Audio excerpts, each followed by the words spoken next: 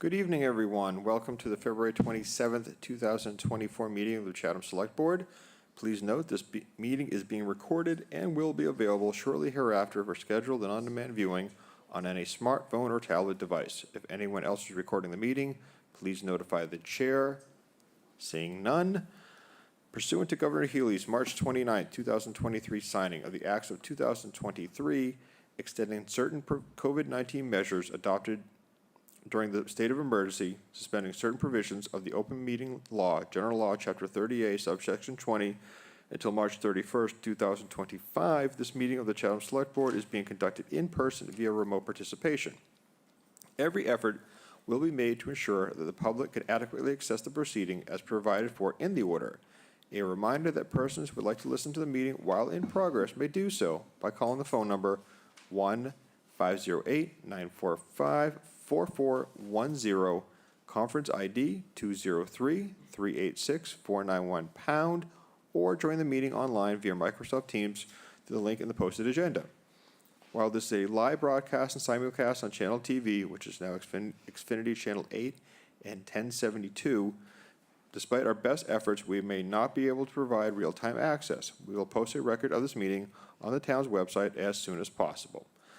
First item of the agenda this evening is start with a quorum. Select Board Member DeCastro. Present. Select Board Member Davis. Present. Select Board Member Shell. Present. Select Board Member Metters is present, and Select Board Member Dykens is enjoying some warmer weather, hopefully. Public announcements and agenda item requests. I have two. First, in-person early voting is currently underway at the town clerk's office at 549 Main Street from 9 a.m. to 3 p.m. through Friday, March 1st, 2024. The second announcement is the 2024 presidential primary is March 5th, 2024. Polls will be open at the community center from 7 a.m. to 8 p.m. Actually, I'll start with the board first. Any board member have any public announcements or agenda item requests? Nope. I believe, Greg, you have one? Yes.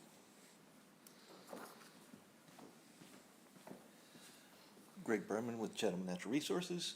I just want to encourage the people in the room and viewing to attend our low-lying roads workshop this Thursday at 6 p.m.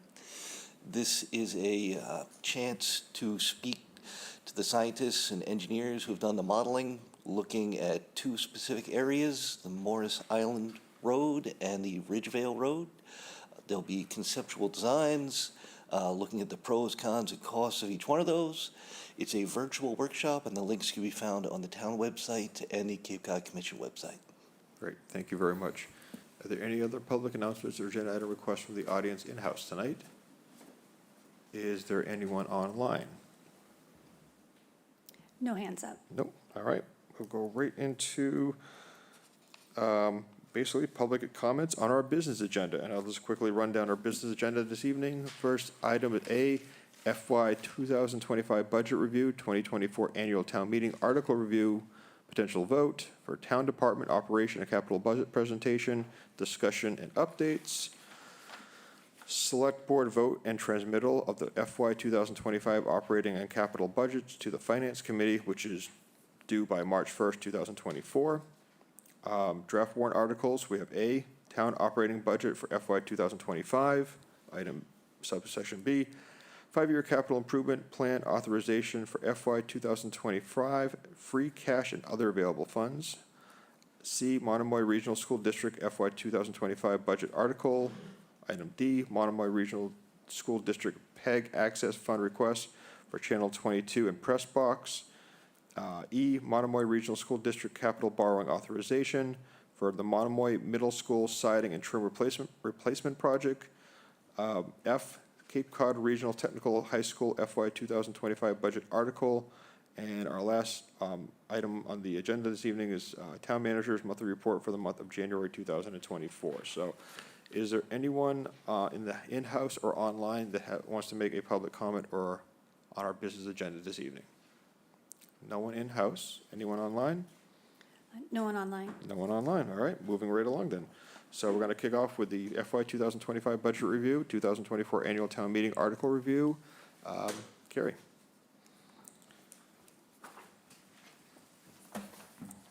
Hi, good evening. Carrie Mazzarol, Finance Director. Let's see. I think this is my presentation.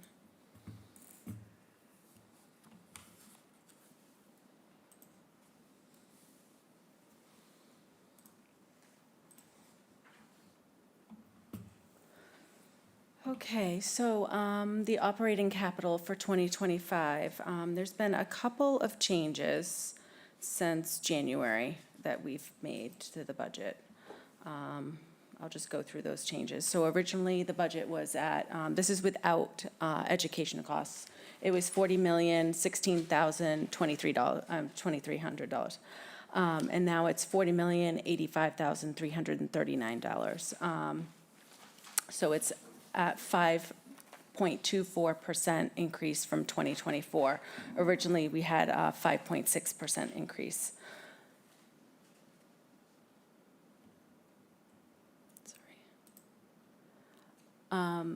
The increases to the budget are $69,316 to the proposed budget. There was $67,666 in retirement assessment. I believe I went over that with you guys last week. We did increase the Chatham band as was stated last week to $2,500 more, so it's at a $10,000 budget now.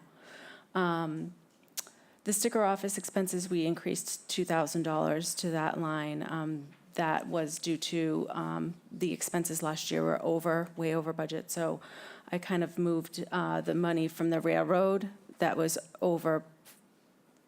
I had budgeted at that $5,000 and it was really $3,000, so I just moved it $2,000 from the railroad to the sticker office. I increased the accounting mileage to $700, and that's just due to, again, the accounting office changes and having extra trainings and such. We wanted to make sure there was enough money for that. And then the towns, again, the Railroad Museum decreased $2,000, and we decreased the town manager meetings, dues, and travel by $1,550. So those are the changes to the budget. The capital budget was originally proposed at $2,367,220. We increased the ADA improvements $50,000 once we got our final approval for free cash. So the current 2025 capital budget is $2,417,220. I gave you guys a breakdown of everything.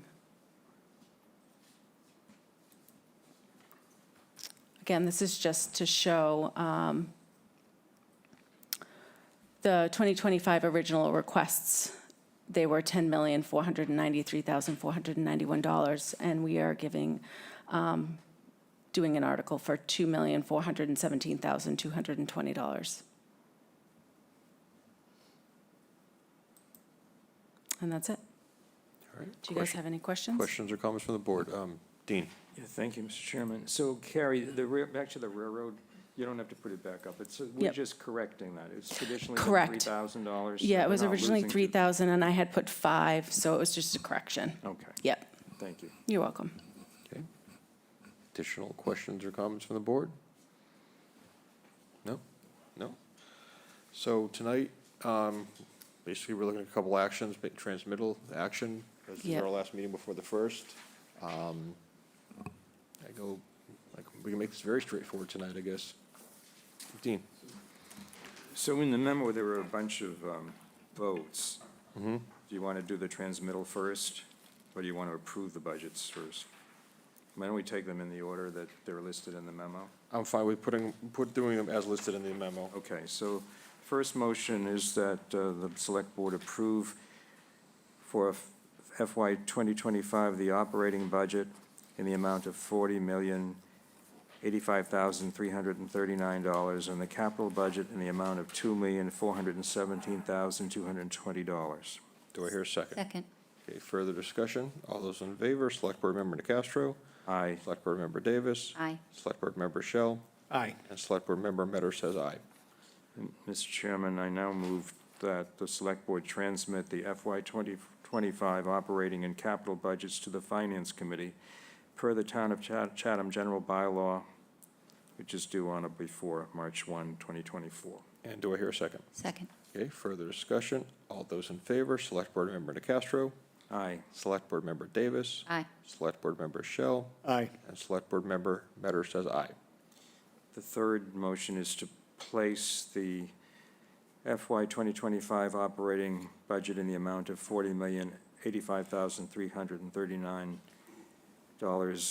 on the warrant. There's an article that follows in the next, There's Yeah. both the operating budget and the capital articles are included in the packet as well, so you would place. so that's the article, I'm going to refer to that Yes. article. So I move to place that article as I articulated on the warrant. Okay. The annual town. meeting. I'll second that, but just, are we placing and recommending, or are we I think doing we'll do separate They're votes? two separate votes. Okay, fine. Okay, so we have a motion to place, we have a second to place. All those in favor, Select Board Member DeCastro, Aye. Select Board Member Davis, Aye. Select Board Member Shell, Aye. and Select Board Member Metter says aye. So now I'll move to recommend that article with the operating budget. All right. Second. Second, okay, further discussion. All those in favor, Select Board Member DeCastro, Aye. Select Board Member Davis, Aye. Select Aye. Board Member Shell, and Select Board Member Metter says aye. Mr. Chairman, I move that we place the FY 2025 capital budget article for $2,417,220 on the warrant for the annual town meeting in May, as articulated in the article that's in the packet. Do I hear a second? Second. Okay, further discussion. All those in favor, Select Board Member DeCastro, Aye. Select Board Member Davis, Aye. Select Board Member Shell, Aye. and Select Board Member Metter says aye. Mr. Chairman, I move that we recommend that article to town meeting. Do I hear a second? Second. Further discussion. All those in favor, Select Board Member DeCastro, Aye.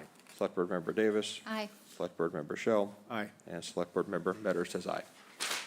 Okay, Mr. Chairman, I was a little asleep at the switch here. I'm just curious if we have an estimate. There's a reference in the fiscal impact to the possible change in the tax rate based on town valuations. Do we have any sense of where that is likely to end up? I don't. I just got an estimate from her about 5%, so that's what I went with. I went from what it is currently. When you say 5, you mean an increase of 5% in last year's valuation? Correct, yeah. Thank you. To the levy, yep. Thank you. You're welcome. okay. Great, thank you. Thank you. I don't know if I should stand here and introduce you guys. Can I just follow up on Mike's question? So will we get an estimate of the tax rate itself? Because current tax rate is what, $3.57? Yes, so usually in Appendix B for the town meeting warrant, we'll list what we expect the impact to the tax rate. But for the operating and capital budgets that you just voted, there's anticipated no increase to the tax rate for those. We'll go through the articles, and I think what we've done in the past is each warrant article and the explanation had notes of what the impact to the tax rate would be. Okay. What is each penny worth under the current tax rate? Is it about 80,000? Every additional $80,000, is that? I think it's Penny on the higher. tax rate? Do you have that, Carrie? I don't have it with me. Can we get that information I can get it next for week? you, though, Dean. Yep. Yeah. Yeah, I think it might be in the original transmittal, but we'll certainly get it to the board. 100, 110? That's what I guess. 100, 110, you think? That's my guess. Okay. All right. Yep, I was just going to introduce the next ones. Okay, Right. so we have Monomoy School here and Cape Cod Regional Technical School to present their budgets for 2025.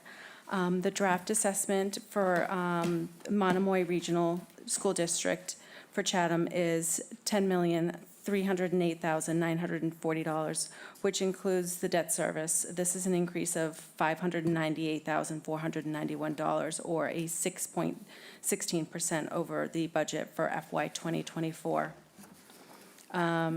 There was a decrease of $153,000 from the original budget that was presented. The Cape Cod Regional Technical High School, the draft assessment for Chatham is estimated to be $575,479. And this is an increase of $199,376, or 34.65%, which includes the debt service. This increase is due to the 7 extra students going to Cape Cod Tech. So there's 20 students going to the Tech now.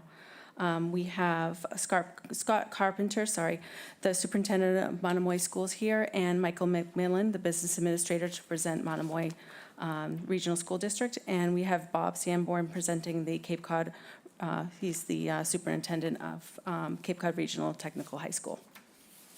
All right, well, thank you very much. You're welcome. Scott, are you going to? I'd be happy to defer to Bob. I think his presentation might be shorter. Mr. Sanborn. Get this up for you.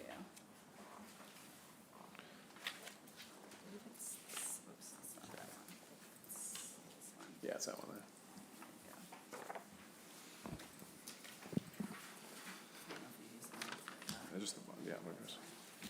Obviously, first I need to thank the Monomoy School District and their leader, Scott Carpenter. It's good to see that he's partially upright now, and hope for a speedy recovery.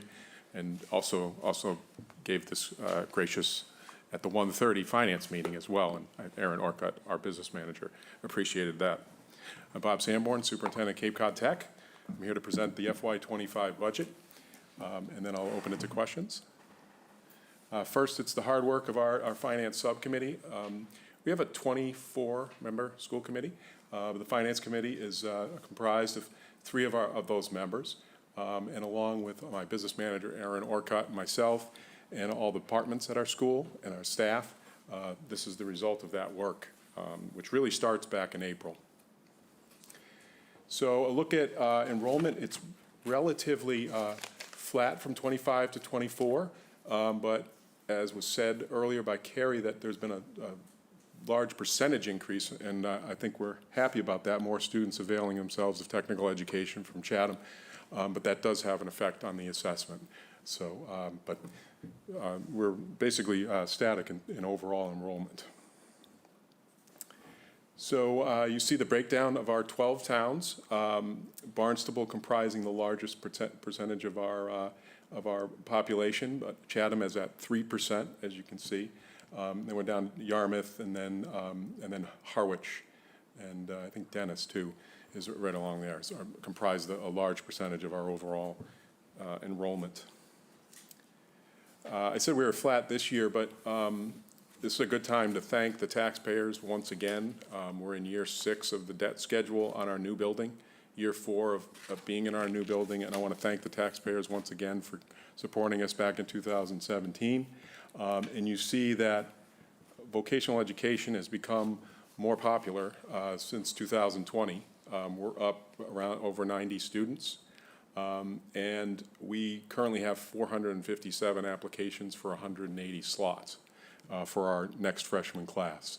So we've become very popular, and part of that, some of that is workforce things and and the cost of college education, but also I think it's a state-of-the-art facility that you help to support. Yes, Dean? Can I ask a question? Please, go ahead. I was just curious, that's great, and it's wonderful that Chatham is sending 20 now. Do you have any information as to the distribution of the 20 Chatham students among the different professions or trades that I could get that. I don't have that at my fingertips, but we could do, what different programs they're in, you're saying? Yeah. Yeah, we are can they, do that. Studying for plumbing or electrical or Sure. mechanical, whatever? I'd be curious to know that. You're trying to get a plumber, aren't you? No, thank you. Shireen? Yeah, just a quick question, and thank you. Yes. I absolutely love your building. It's thank you. just our building, I guess we could say. Exactly. Yeah, it's beautiful. It's really beautiful. When you just mentioned 450 applications for 100 and something spots. How do you assess that do you have a town factor to that, or is it? No, It's we have an admissions process currently that it takes into account attendance, a personal interview, grades, counselor recommendation from the sending district, and discipline really has been eliminated from the process. Only if there's egregious discipline, there's some demerits in that it's on a 100-point scale, and that's what, it's not a town by, there's no quotas per town. It's by the score on that admissions process. Thank you. I will say that over the years, although this is a high watermark for applications, we end up accepting about 70+% of the students because, we offer acceptance, but not all come. So, but we'll see what that number is this year. Interesting, thank you. You're welcome. Mike? Are you at capacity, or is there some room for increase? Yeah. How does that work? Good question. We were built for 650 students as part of the MSBA process. However, they figure in about 85% utilization when they do that. So there is some flex factor in there where we can get another 70 or 80 students into the building. It would be very tight. But we are right now, we've entered into a lease with the town of Harwich for 374 Main Street to build out 2 new programs in environmental science, technology, and veterinary science, hopefully to come online in September of 2025, which is not this budget. It would be the 26 budget, which over a period of years could add up to 40 to 80 students over a time period. But this particular budget doesn't reflect any of the expenses of that work. Thank you. Trying to lower that wait list number. So the budget presenting here is unfortunately a high watermark in percentage increase, and it was difficult getting down to this number, to be honest. I think, as you can see, since FY19, but I think you're seeing the effects of, in all the budgets, that inflation's playing, and that we're suggesting a 4.38% budget for a total budget of $17,484,000. Where the money comes from, we're continuing to increase the local revenue because of where we are with our excess and deficiency funds, trying to defray the cost of the cost of assessments to the towns.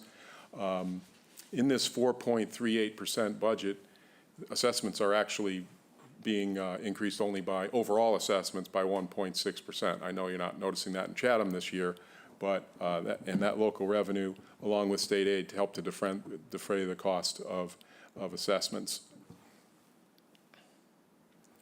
This is just a look over of the last several years of the operating budget, and you see state aid's we've had some good boosts in the last 2 years. FY25 got a smaller boost from state aid, but we've had, with the Student Opportunity Act being enacted by the legislature, and we have over 56% of our students who are economically disadvantaged, and that plays a factor in the state aid process. So that's been helpful, and also to defray assessments to the towns, because you see that the bulk of our assessments are provided by our 12 towns. This is just a look at those in number form.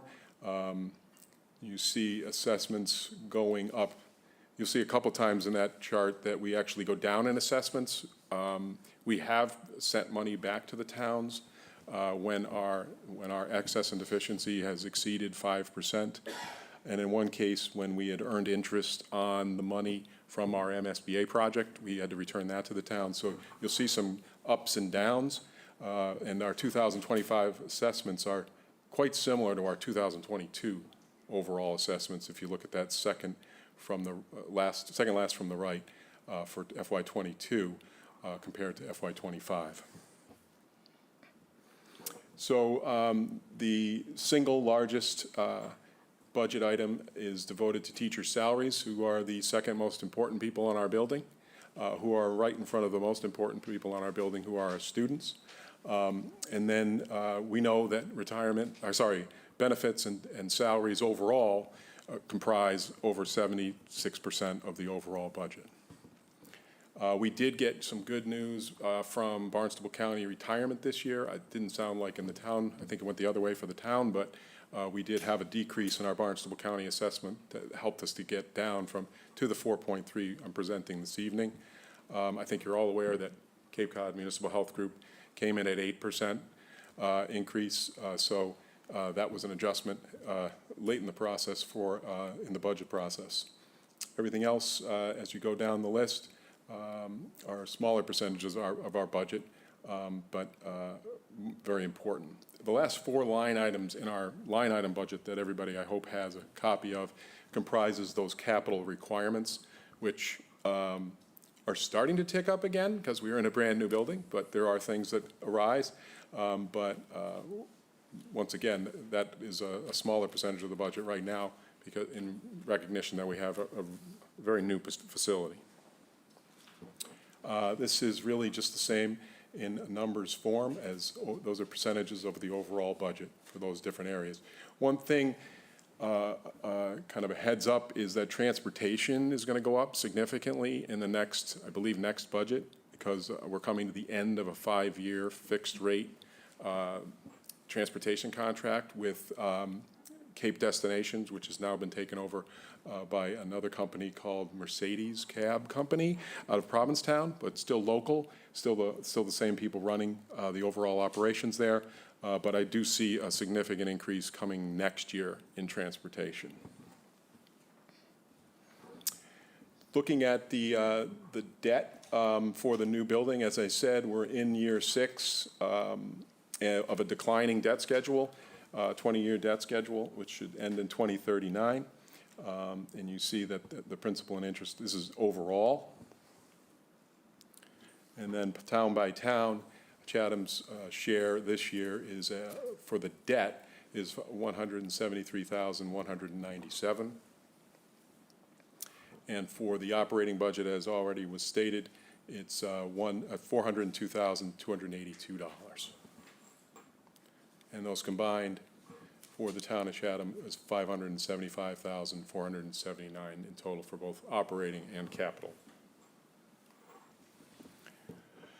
One thing I think kudos should go to our finance subcommittee for realizing years ago, I think it was 2015 as it's stated there, is that the unfunded liability for retiree benefits, and I think we've made substantial progress where we are now funding over 14% of the unfunded liability and continue, and we're on a track to retire this in about the same time, about 2038 right now. That's what our estimates. In this budget, we have a $300,000 line item that will remain that number throughout the next budget cycles. We incrementally got it up to $300,000, I think in $25,000 increments.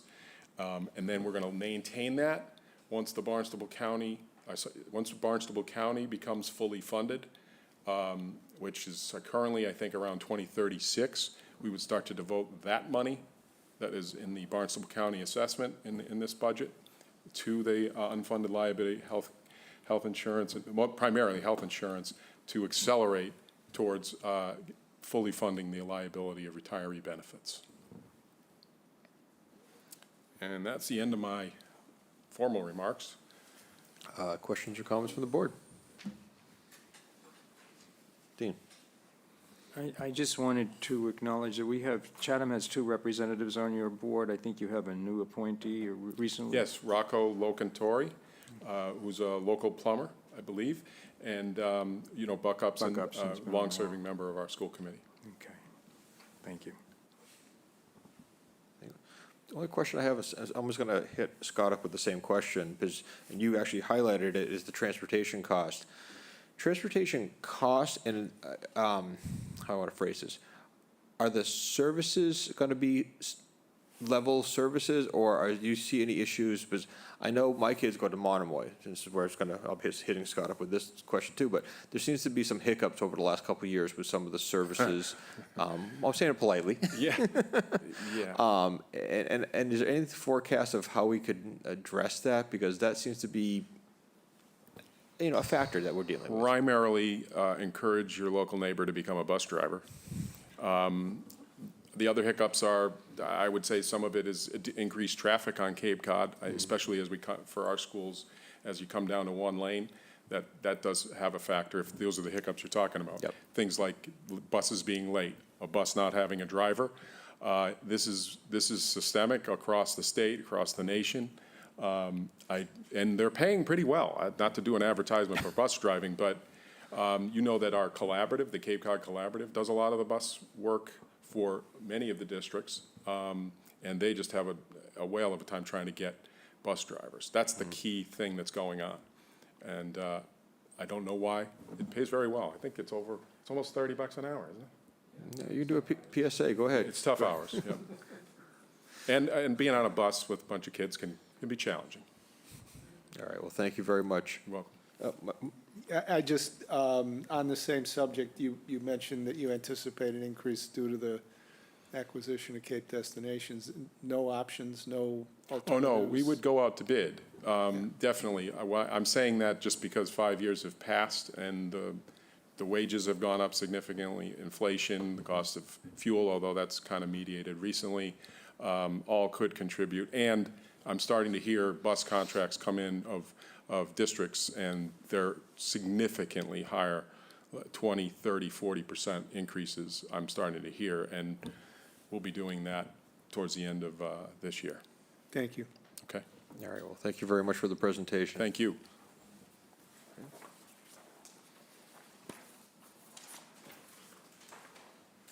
All right. Good evening, Scott. Thanks. I lost my race with Bob, so I get to go second. Michael will be doing much of the budget presentation tonight, but just to kind of give a quick introduction, I'm Scott Carpenter. I'm the superintendent at Monomoy Regional. We have our business manager, Michael McMillan, with me. I also welcoming back this year Dr. Robin Millen, who is our Director of Curriculum Instruction and Assessment, and we have our Vice Chair of the School Committee, Betty Gray, here with us tonight. This is a budget that we put a lot of time into developing, and it's just some key things that we needed to think about earnestly when putting this budget together. One of the key things is we're in contract negotiations this year with our teachers' unions and our support staff. And, we know that, since COVID, it's become far more challenging to live on Cape Cod. So we have built into this budget is us trying to go and do right by our employees and to be able to retain and attract new staff to the district. We also have within this budget, we have had COVID relief monies, these ESSER monies that have helped provide all school districts with additional staffing and resources over the course of the pandemic. Those are gone at the end of this this school year.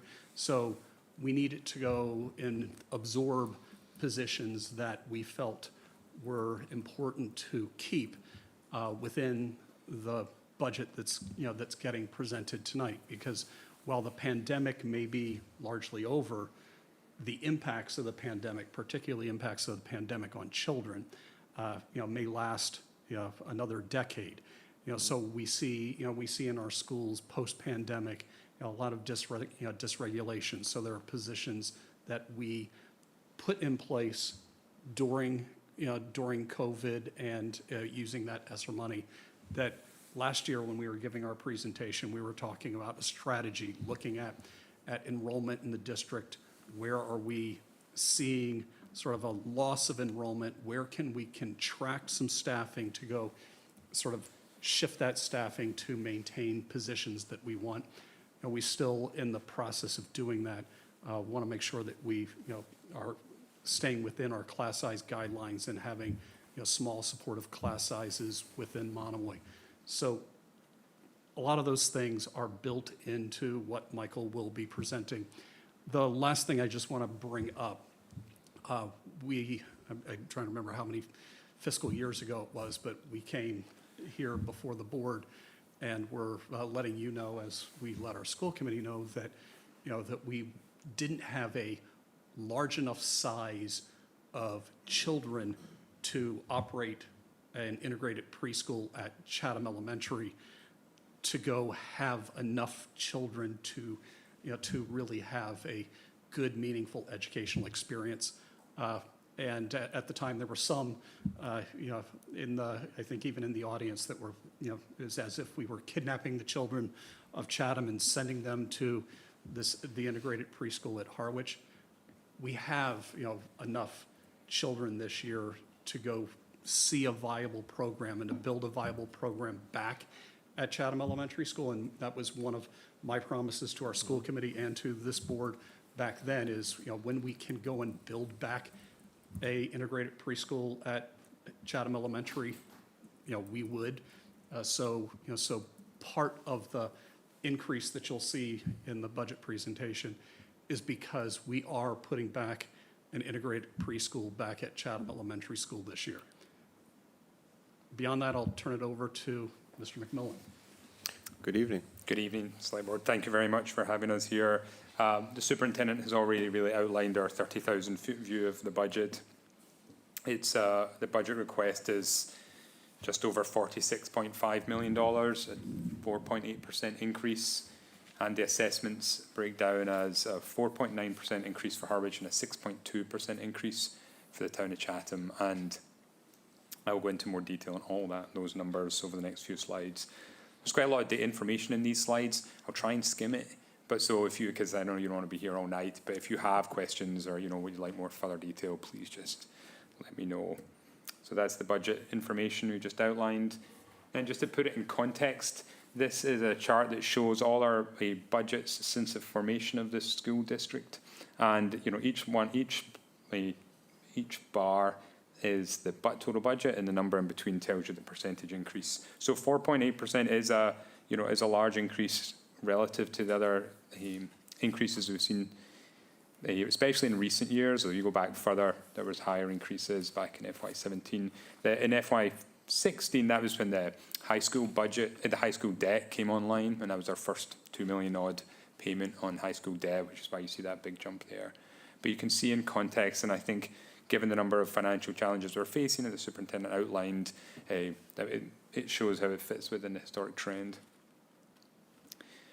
This table just breaks down this year's budget and last year's budget by major account. That's a categorization that we get from the state. So the major account is listed down the left in the first column, and then you have the 24 budget figure and the 25 budget figure, and then the change. And the change figures are highlighted from dark green to dark red based on how significant it is and the impact on the budget. So if you start with the most red is the benefits and fixed charges. So that's really our health insurance. So that 8% increase we've seen in health insurance from the Cape Cod Municipal Health Group, that's driving that number. And then the next three sort of darkest red line numbers are teachers, our guidance and counselling staff, and other teaching services, which includes instructional assistants. And that's really driven by our salaries. So we're in the middle of negotiations right now, the superintendent alluded to, and I'll give you a bit more detail on that later. And that's really driving an increase in our budget, the assumptions we're making around those. I'm going to jump to the next slide because a couple of these other items are included in the next couple of slides. So these are the big items really pushing our budget. Insurance, as I mentioned, we do have some budget requests from our principals. We were improving and delivering on better programs in our district, and capital and debt. So we are hoping to undertake some new capital projects and maintenance. So our maintenance costs, particularly around HVAC maintenance at the high school, which is now pushing 10 years, and at the middle school as well, has been significant increases in that category, and that continues to put pressure on our budget. So this is really staffing this slide. So there's two sort of areas I wanted to highlight. The first is ESSER positions. So ESSER is the federal funding we receive to support the district responding to COVID. And we received some $2.2 million over 3 years. And some of that funds was used to hire new staff in order to meet, academic and social and emotional needs of our students facing the issues that transpired from COVID. So that funding has come to an end, and so we have included in this budget funds in the general fund in order to pay for those positions. At the same time, we are also facing contract negotiations, and so this other circle, the 630,000, is a net figure, and it includes increases in our salaries for our staff and also reductions in some positions. So we plan to reduce the number of positions in the district in order to deliver, be able to meet these demands. So that 630,000 is net cost of both increases in salaries and reductions in number of staff. And those reductions are driven by where we're seeing enrollment going down, particularly the elementary and middle schools. And we have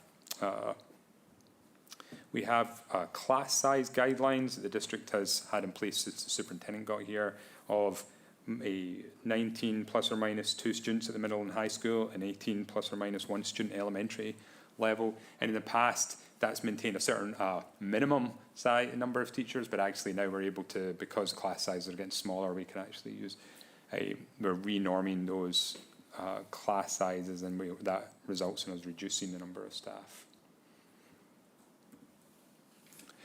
There are some areas where costs are going down, and I really want to highlight this first one. So school choice tuition, that's where students who live in Harwich or Chatham choose to go outside of Monomoy in order to a public school like Nauset or DY in order to get, Dennis Yarmouth, in order to get their education.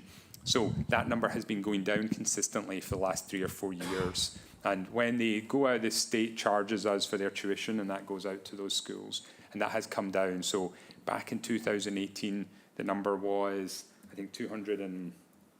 I have the number here.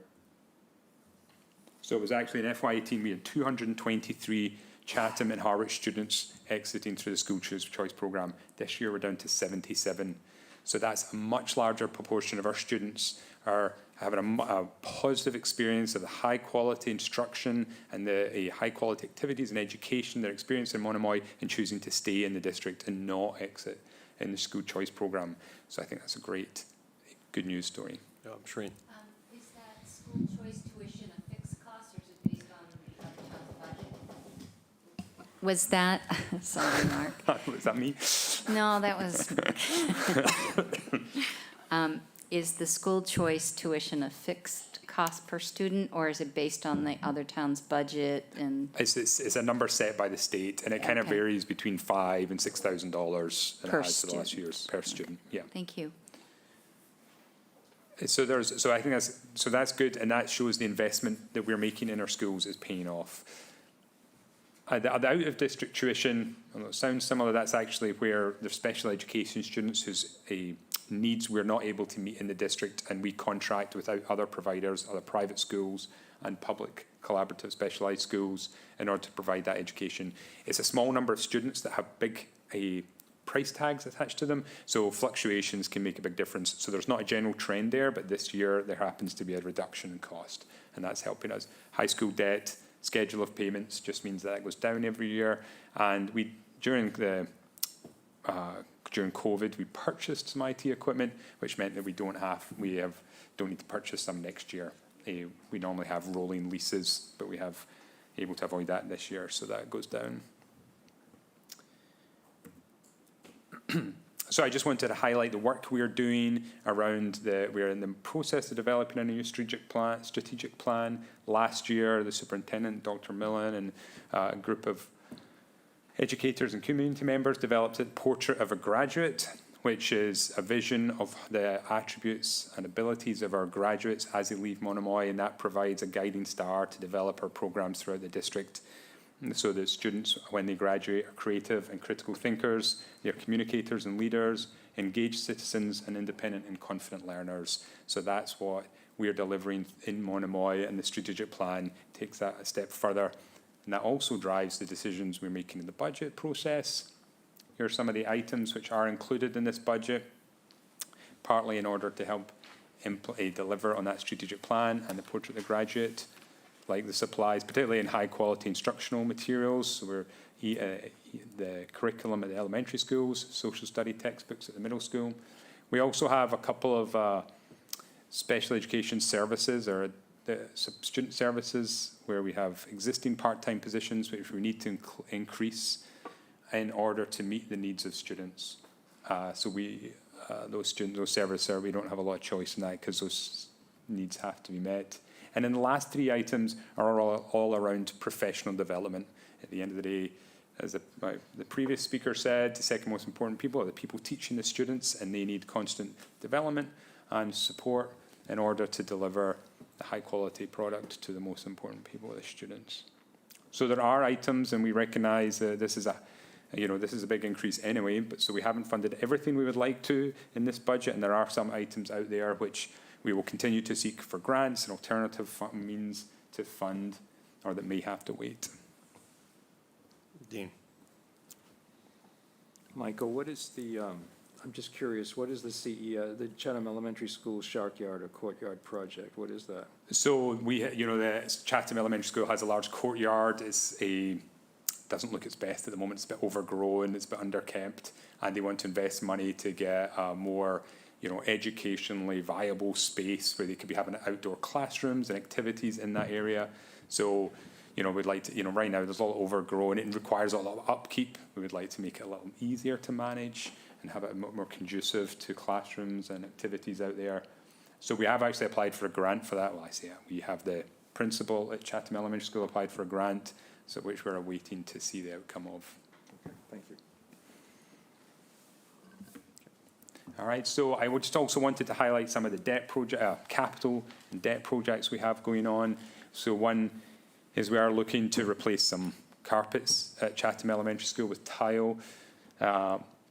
We also have on there the middle school roof feasibility study. So I just today submitted our application to the Massachusetts School Building Authority for a grant to help replace the roof at the middle school.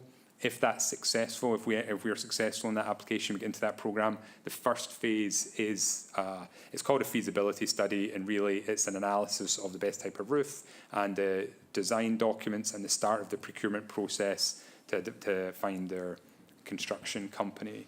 So that would be year one, and year two, which would be FY26, would be the actual construction. But we got to get into the program first.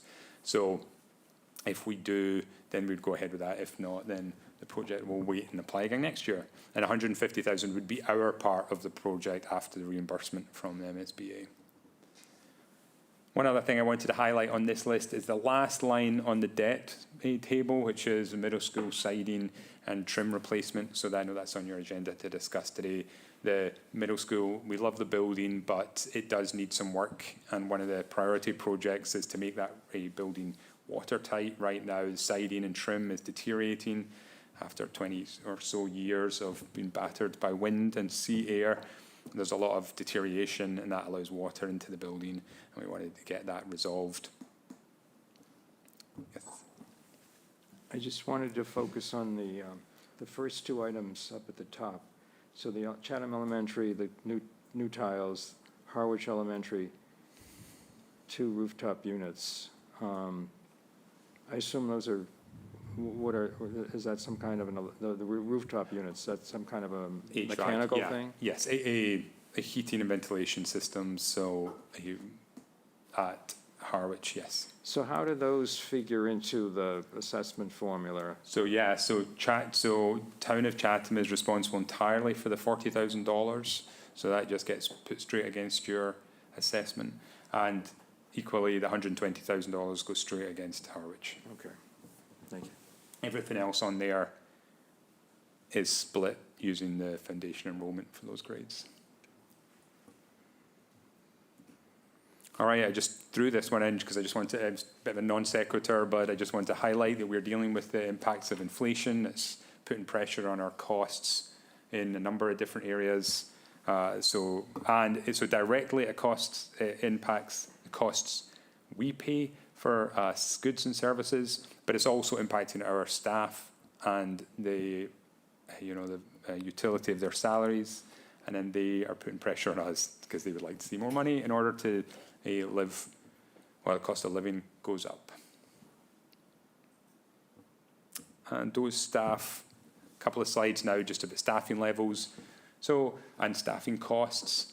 This is a chart based on a report we do to the state every year on October 1st, and it's just basically the bodies in the building. So this is the staff we have at the time the report's put together.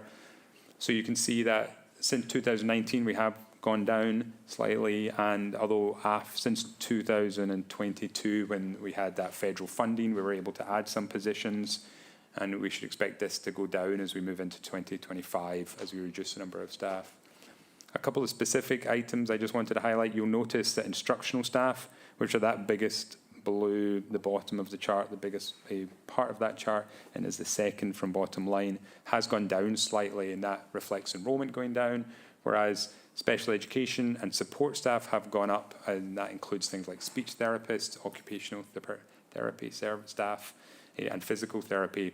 And that's a kind of a theme we've highlighted in previous presentations. The number of staff, because enrollment has gone down, the number of students is going down, but the needs of some of our students has gone up. So that is offsetting our ability to reduce overall numbers.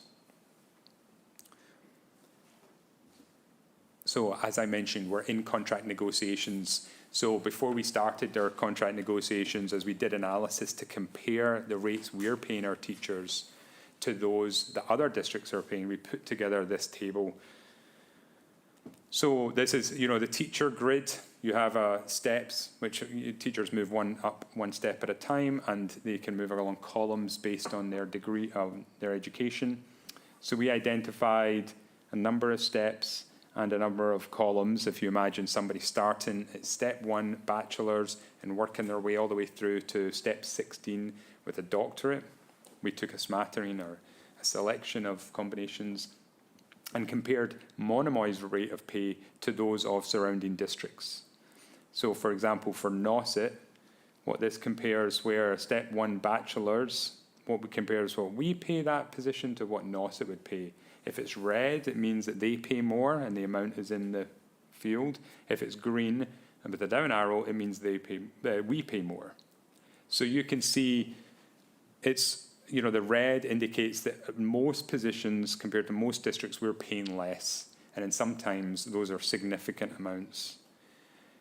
And so when we're and the staff know this and feel this in their day-to-day life, and particularly in recruitment, and it is a challenge when we're trying to recruit staff, and they know they can go to other districts with a short drive and get paid significantly more for that same position, then it's making it much harder for us to particularly recruit staff.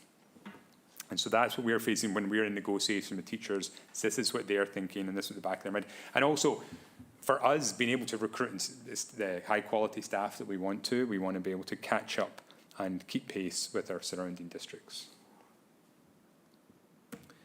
Just quickly, this is enrollment. This is actually last year's enrollment, and it shows you by grade the town split between Chatham and Harwich. There's just a couple of points. One is you can see how much it actually fluctuates from year to year, so it's not always consistent, this split. And also, if you notice, from pre-K up to 4th grade, the average class size is a lot smaller than the upper grades. So as we see, over the years, these lines will all move up, and we'll see the graduating classes going out and being replaced by smaller classes behind them. So unless there are kindergartners out there coming over the next few years, we expect the enrollment to continue to go down over the next 5 to 10 years.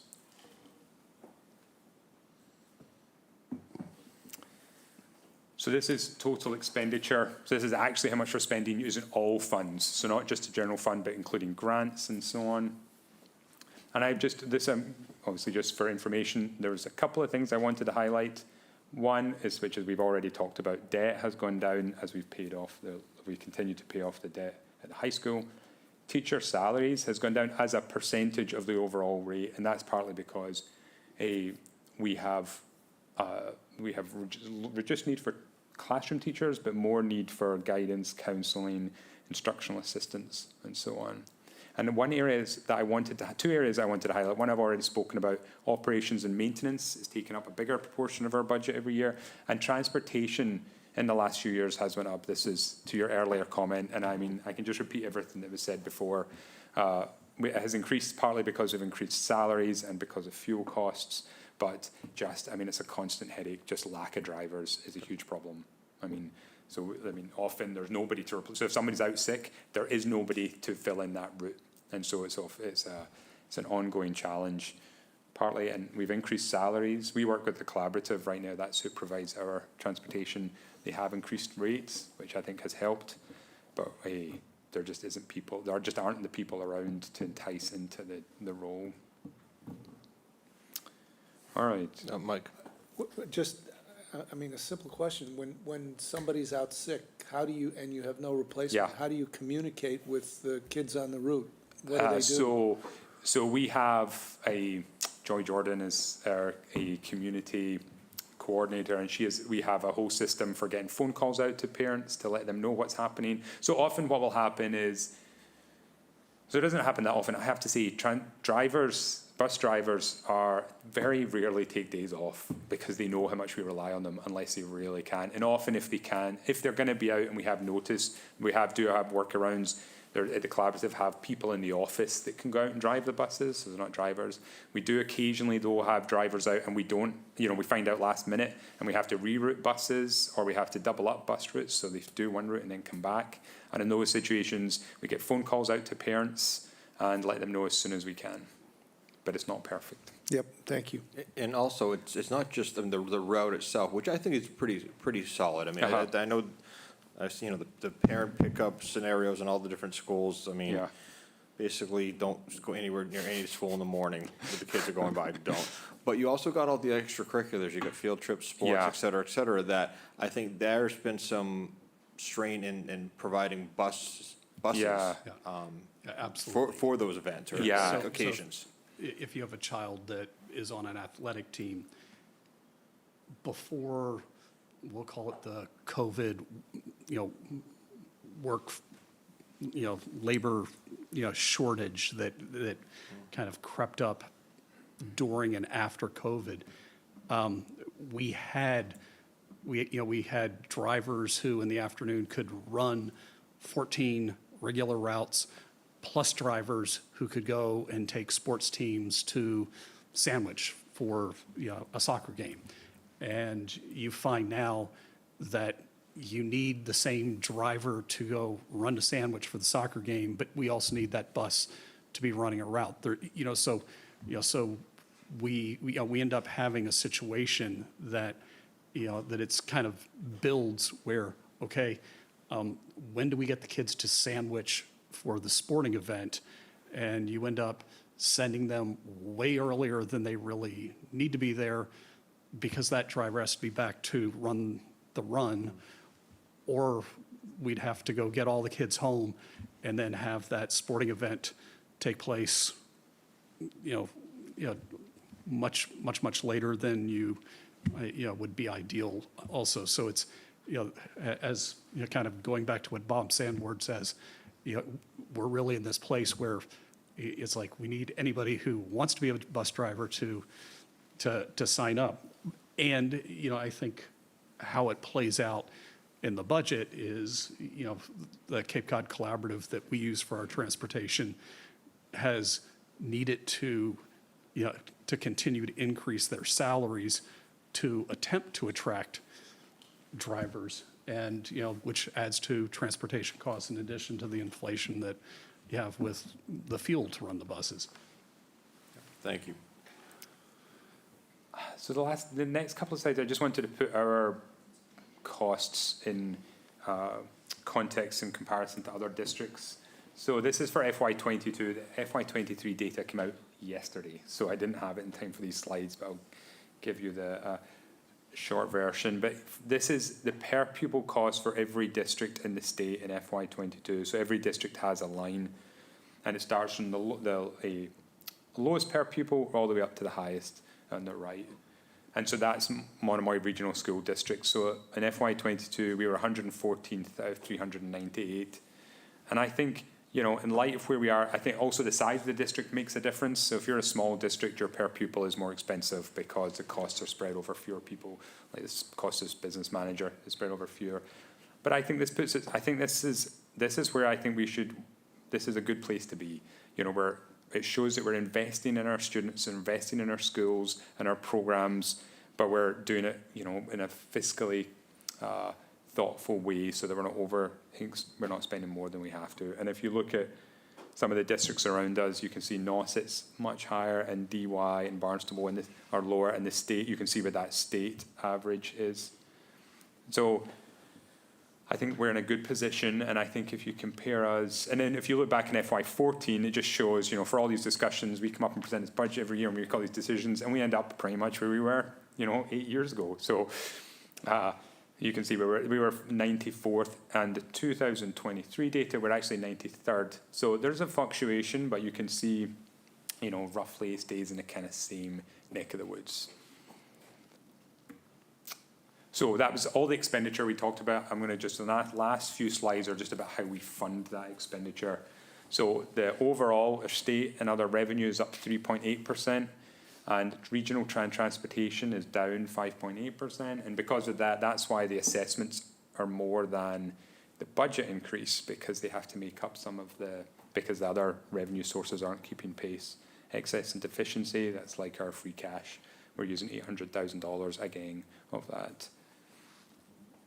And this is just a bit more breakdown of that. There was a couple of things I wanted to highlight here. So this is just more of the same. But interest, we're budgeting again $200,000 from interest. That's up. This is the second year in a row it's been that. Previously it was like $15,000, but we spent a lot of time. We have a new treasurer who spent a lot of time making sure that we're getting our money to work for us when we have it in the bank, and make sure it's invested wisely. Another thing to point out is just that the Chapter 70 number, particularly, and the charter school number and the transportation number, they're based on the current draft of the state budget.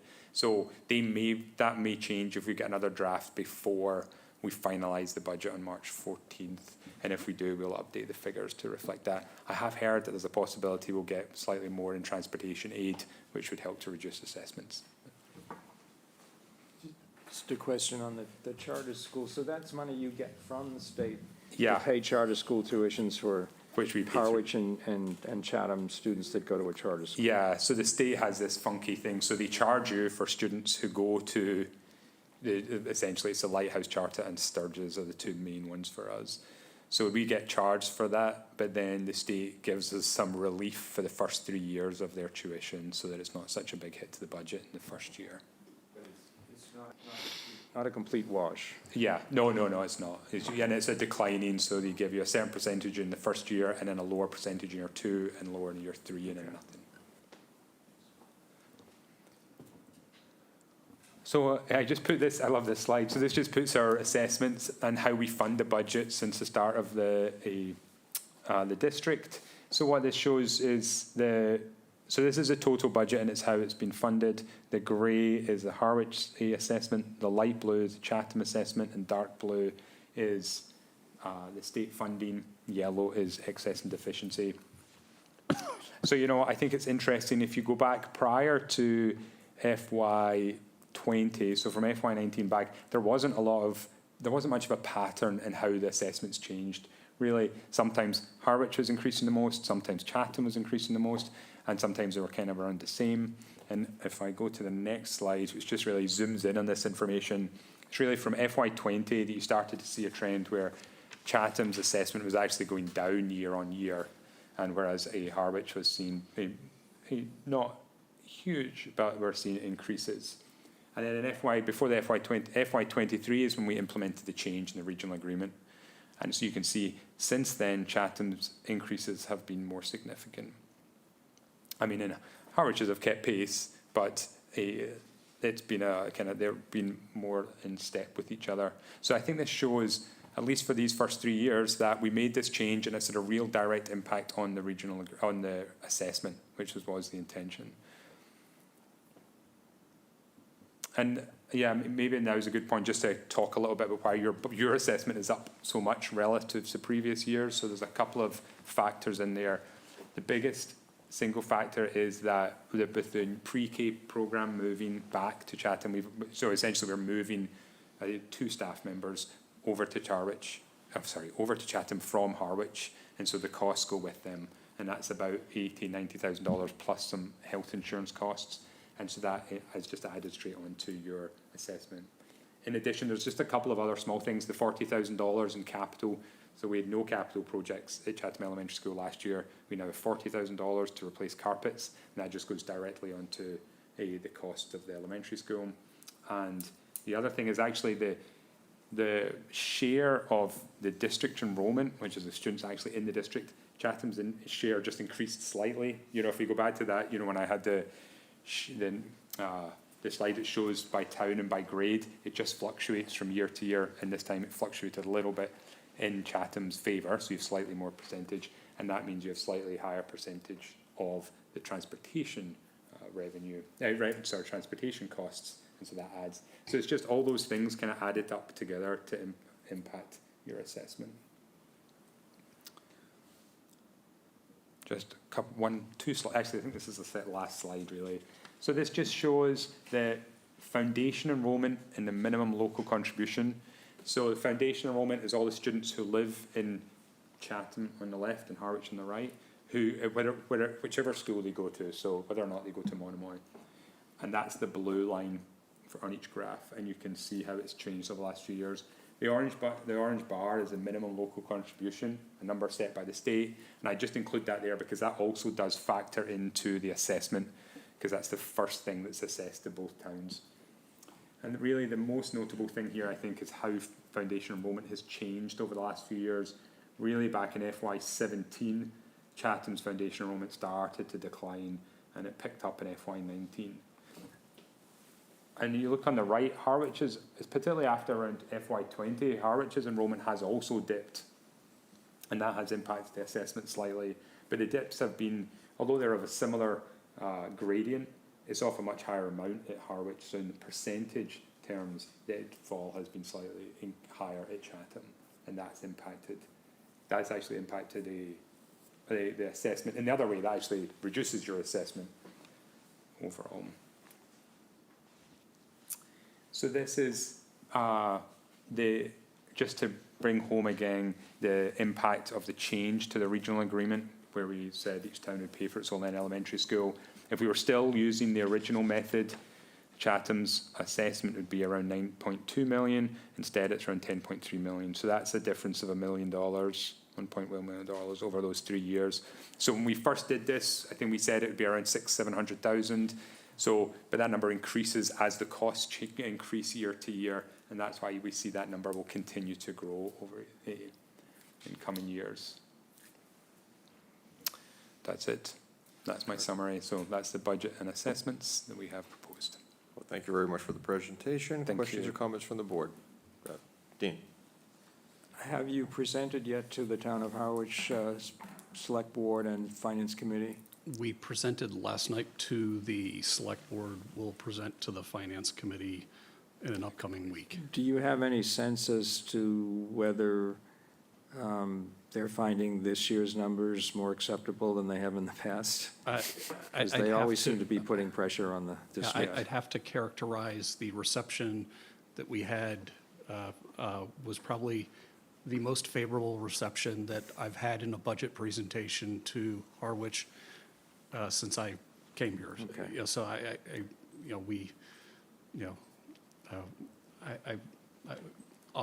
in the past, we've been told, sharpen your pencils, Yeah. and there wasn't that, that tenor at it. I think there's a good appreciation amongst the board members that, we're providing a really solid educational program. And I think even just one of the things that Michael highlighted in his budget presentation, that change in students that live in our two towns that seek other school districts as a better option, or what they perceive as a better option, has just plummeted, which is saving hundreds of thousands of dollars for both towns.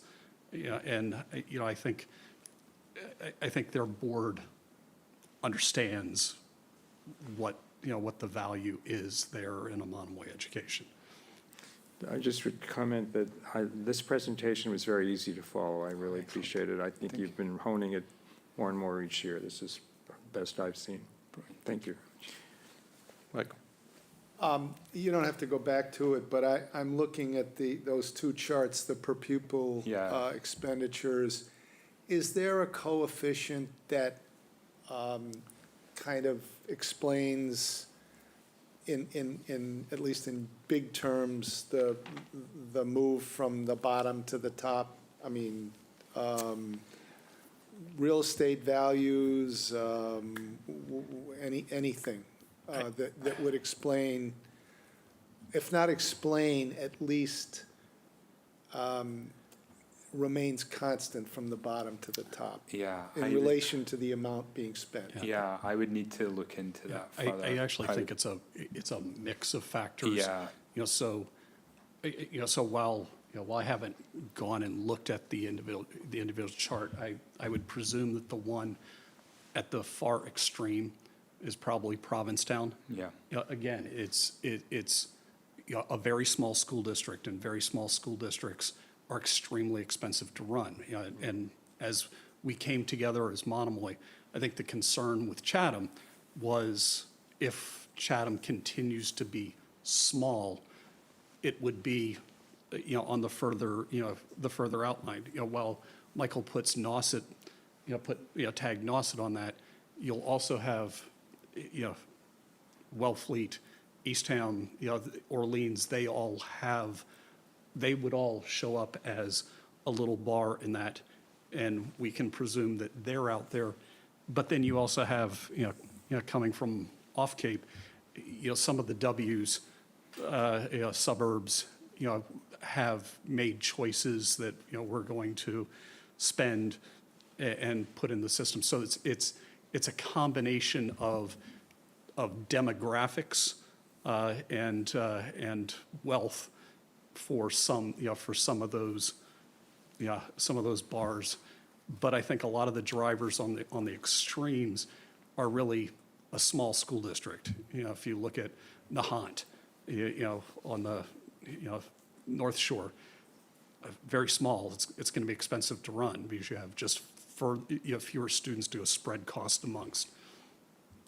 Thank you. That's not the simple answer that I was inviting, but it actually makes a lot of sense. Thank you.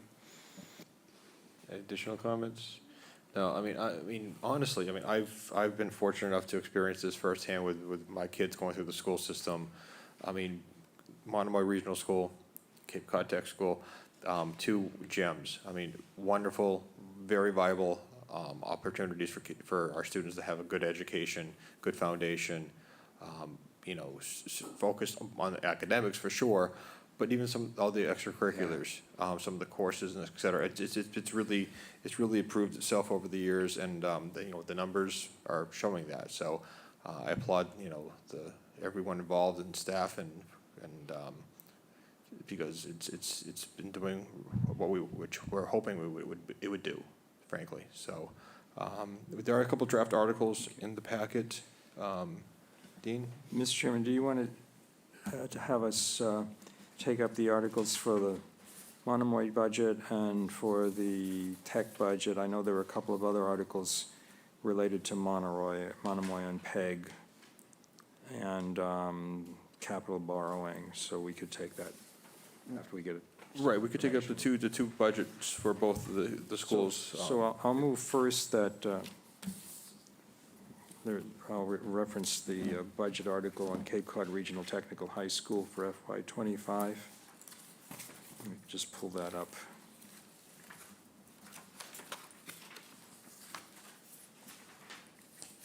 Article 11. It is, I'm looking for it. It's on the back page, so the total amount. Of which memo? Carrie's memo for FY 2025 educational assessments. Okay, I see it, yeah. Okay, I move we place the it's called Article 11 currently for the Cape Cod Regional Technical School operating budget in the amount of $575,479. That's our assessment. I move we place that on the warrant for the annual town meeting. Do I hear a second? Second. Further discussion? All those in favor, Select Board Member Nacastro. Aye. Select Board Member Davis. Aye. Select Board Member Shell. Aye. And Select Board Member Metter says aye. Mr. Chairman, I move we recommend that article to town meeting. Do I hear a second? Second. Further discussion? All those in favor, Select Board Member Nacastro. Aye. Select Board Member Davis. Aye. Select Board Member Shell. Aye. And Select Board Member Metter says aye. Mr. Chairman, I move that we place the article for the operating budget for the Monomoy Regional School District, which is currently labeled as Article 10, on the warrant for the annual town meeting. Do I hear a second? Second. Further discussion? Mr. Chair, if I could just interrupt. So I know the school board's scheduled to vote it on March 14th. Do you expect any changes to the assessment? So there may be a small change if we get updated state figures, if we get a new draft of the state budget. So I don't know if you want to wait till Lower, then. do you think? Possibly, yeah, I'd hope numbers can go up. Do you want us to hold on that? I think we should. Because there is a dollar amount that I didn't recite, but obviously I won't. We have time. I'll withdraw the motion then. Yes, because when we close, so we're going to close the warrant on March 19th, and if there's any cleanup action that you need to take for the school budget, we can do that at that time. Is there any prospect, we didn't ask about the other school budget, that might change the numbers? I think they were pretty set. Carrie, Yeah. yes, I think they were set for the. All right, I'll withdraw the motion that I just offered. Okay, we'll hold this for another week or so. Okay. Okay. So we still have Monomoy Regional School District PEG Access Fund request for Channel 22 in the press box. So if I speak to that quickly, so we have, so we are progressing with plans to build a press box at the Monomoy Regional High School. And if that goes through, obviously, one of the big reasons to have that is so that we can have our TV channel can be in there and filming games and broadcasting them out. In order to do that, we need to purchase additional equipment, and we would like to request some of that equipment is funded through the PEG Access Fund, which you gather from the television channels in order to help fund public education. Questions or comments from the board? No? Mike? Mr. Chairman, I will move that we place. Oh, sorry, I hit it, it didn't go. That we place what is now Article 20, the Monomoy Regional School District PEG Fund request in the amount of $41,603 on the warrant. There- Second. All right, further discussion? All those in favor, Select Board Member Nacastro. Aye. Select Board Member Davis. Aye. Select Board Member Shell. And Select Aye. Board Member Metter says aye. Mr. Chairman, I move that we recommend Article 20, just recited on the warrant. Second. Second, thank you. All those in favor, Select Board Member Nacastro. Aye. Select Board Member Davis. Aye. Select Board Member Shell. Aye. And Select Board Member Metter says aye. Mr. Chair, we still have to order the article, so we'll take note of the title of the article that you placed and recommended. Thank you. And now we have Monomoy Regional School District capital borrowing authorization for the Monomoy Middle School siding and trim replacement project. So I mentioned this in our presentation, but we would like to replace the trim and siding at the Monomoy Regional Middle School, which would require us issuing debt in order to pay for that. So at the moment, I'm not sure if we're ready to provide an article for that. I don't know if you want to wait until we get further advice. Yes, so, It's Mr. Chair, just for so information. it appears that the total amount, or the total cost for the project that the school district would incur from a borrowing authorization, which the school district can do, is $2.5 million over 20 years. And the first payment for the town, for both towns, would be FY '26. That would be about $49,779. So the question that is putting forth that we're waiting to also hear from the town of Harwich is, do we want to do a debt exclusion for our portion, which staff would recommend against? It's something that we think could be handled through the assessment, but for a town meeting article to approve the debt as authorized by the Monomoy Regional School District to pay the costs for renovating. I think that's where we're leaning towards, so that the voters have a say and to approve what the district is doing, but necessarily doesn't require a debt exclusion on our end for it. So, That's on it? That sounded great. Okay. Yeah. so we would not be going to put this on the ballot, or we would? We would not, but there would be the town meeting article to authorize the school district to incur the debt. Okay. So we're still fleshing that out a Yeah, little bit more. But that's right, yeah, so we don't, so under the MGL, so for the regional district to take on debt, the school committee has to vote, and then we have to inform the select boards, and unless you tell us you don't want us to do it, then we're allowed to proceed. But in the interest of full disclosure and full transparency, we have recommended that it goes forward as a town meeting article so that everybody knows we're taking on this debt, and it's all about, it's all very clear. So and that's so we just need to finalise both with Harwich and Chatham the final wording that we use on that, and whether or not they exclude it from Prop 2.5. Okay. Is that a 2/3 vote or a majority? I think it's a majority vote because we're not incurring the debt, but those are some of the items that we Yep. have to hash out. Okay, thank you.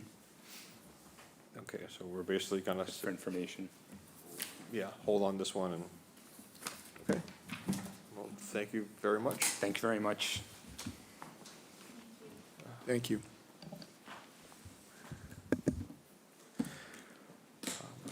And then Town Manager's Monthly Report, January 2024. Thank you, Mr. Chair. So in this monthly report for the current items, we've presented some project updates, and updates are also included on the town's website on the project page.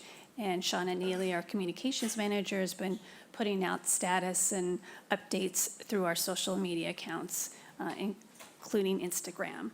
So some of you may have seen the Eldridge Garage Visitor Center parking lot project is coming right along, and the project remains on schedule for use by Memorial Day. So a lot of the work will be done paving in the last week of March and continue to the first week of April.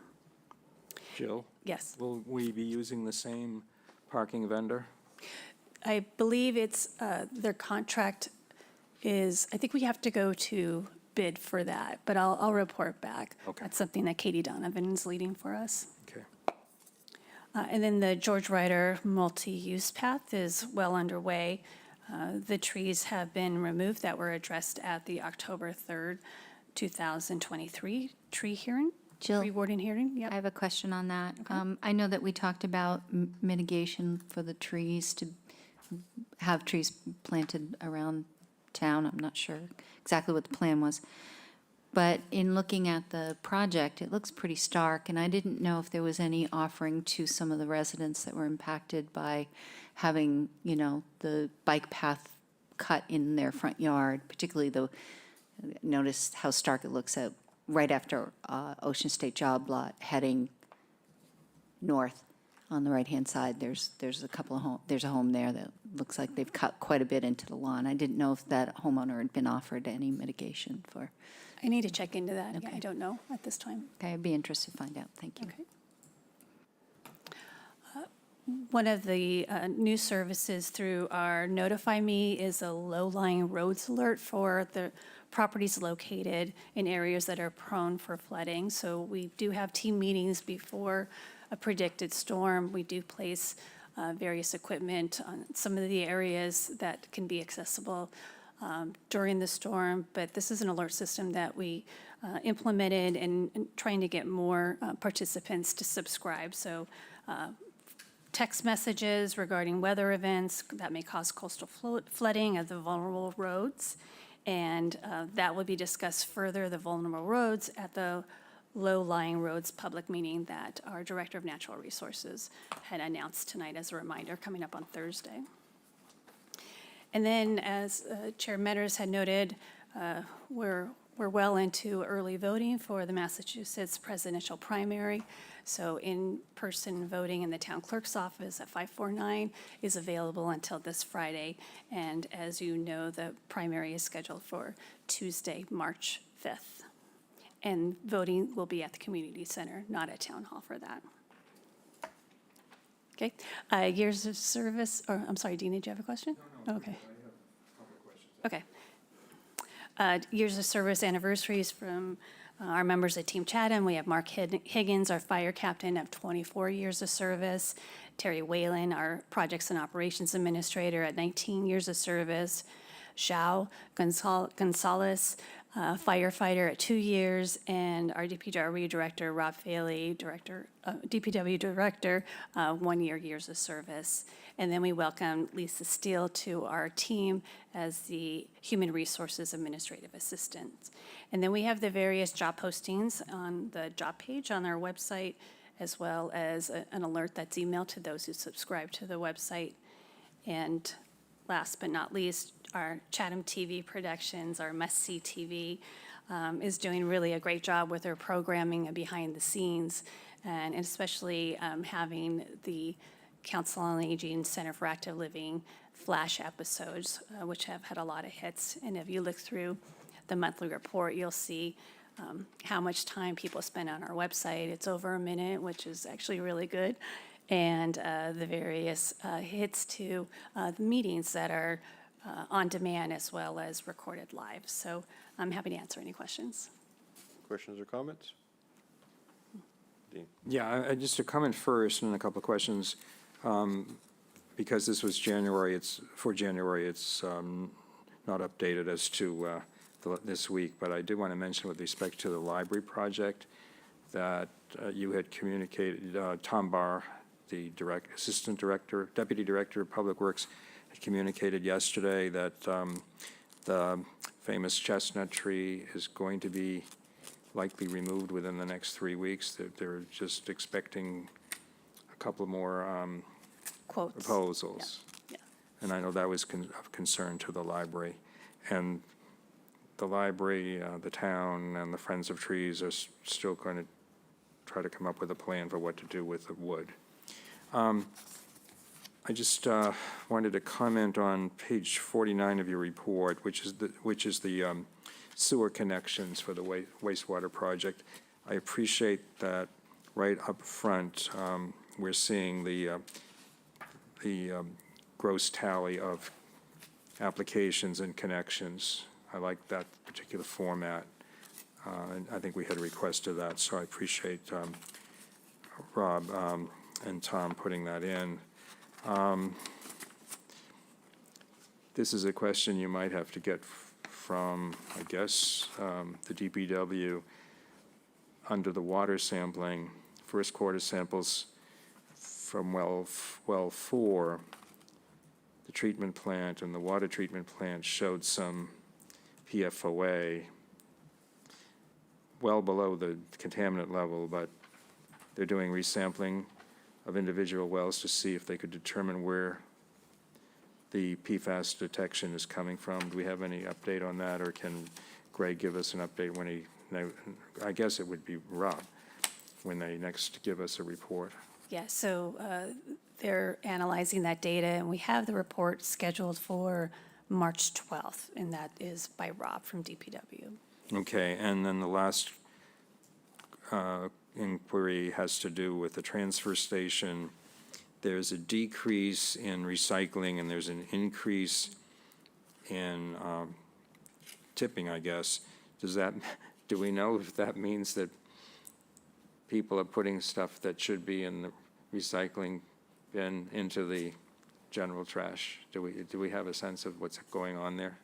That was curious to me. I would presume the same, but we can certainly have Tom Barr talk to that. Okay. And give Yeah, when they come us in some more next insight, yeah. time. It's wintertime, it's cold, people maybe What? do not go to 2 different locations. Yeah, maybe. Thank you. Mike? Just a small item on page 9, COA programs. I think the first session of the Active Living Wellness Warrior program was January 30. So I can understand why it's not there, but I hope it'll be there next month. Okay. Okay, additional comments? All right, again, this is a wonderful report. This is a very valuable asset both to us and the community. Great, thank you. With that all being said, one last motion tonight. Mr. Chairman, I move that we adjourn. Do I hear a second? Second? Further discussion? All those in favor, Select Board Member Nacastro. Aye. Select Board Member Davis. Aye. Select Board Member Shell. Aye. And Select Board Member Metter says aye. Good night, everyone.